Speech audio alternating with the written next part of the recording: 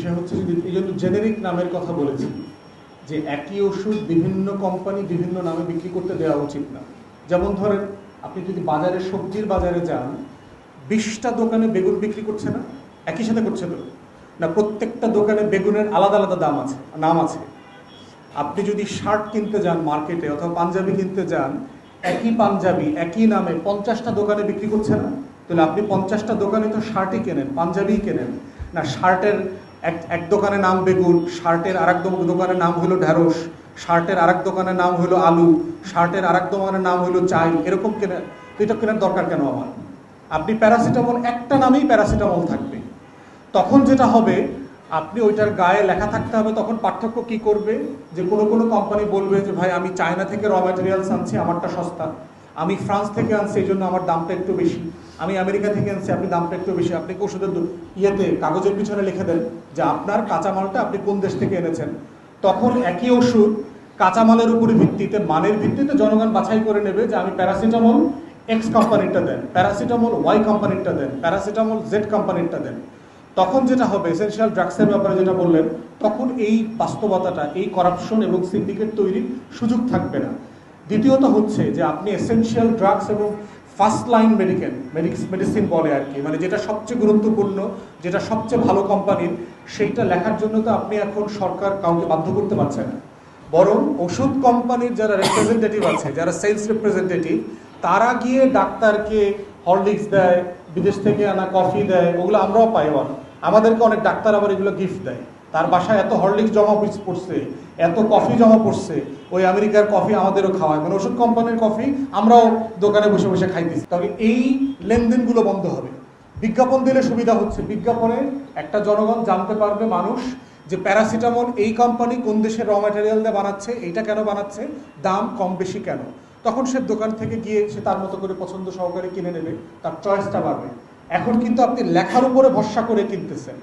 তখন হচ্ছে আপনি মূল, যেমন ধরেন আপনি যদি লিখে দেন প্রেসক্রিপশনে বেগুন আধা কেজি, তারপরে লাল শাক 3 পোয়া, পুঁই শাক 1 কেজি, তখন কোন দোকান থেকে কিনবেন এইটা তো আপনার স্বাধীনতা আছে।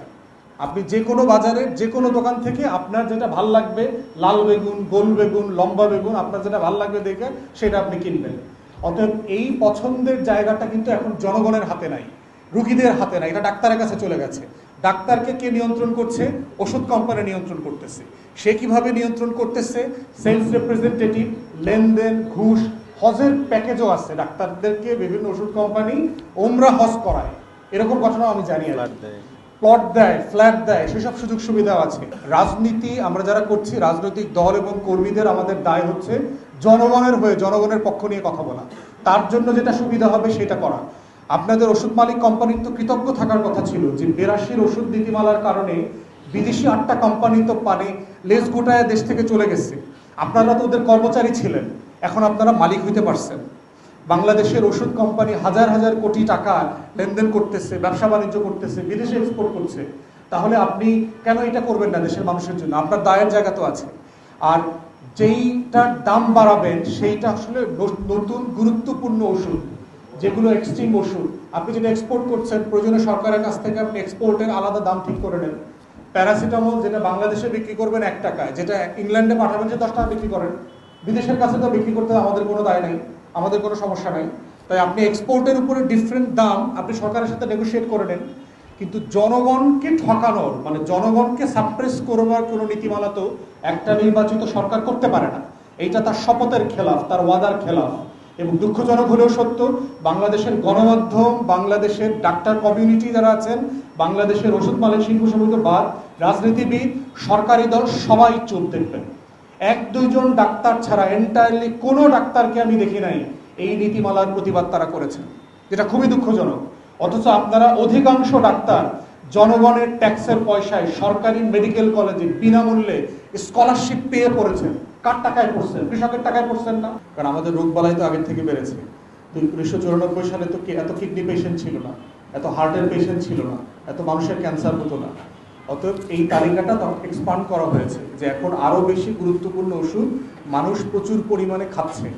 আর গত তালিকার 114টা তালিকার ভিতরে মাত্র 30টা ওষুধ হলো বাজারে কার্যকর আছে, বাকি ওষুধগুলো এখন অকেজো হয়ে গেছে। কারণ ওটার থেকে গুরুত্বপূর্ণ বেটার কোয়ালিটি ওষুধ আসছে। 30 বছর আগে যেই সারটা বঙ্গবাজার থেকে আপনি কিনতেন, আপনি ওই সারটা কিন্তু এখন আর কিনবেন না। মানুষের রুচি বদলে গেছে।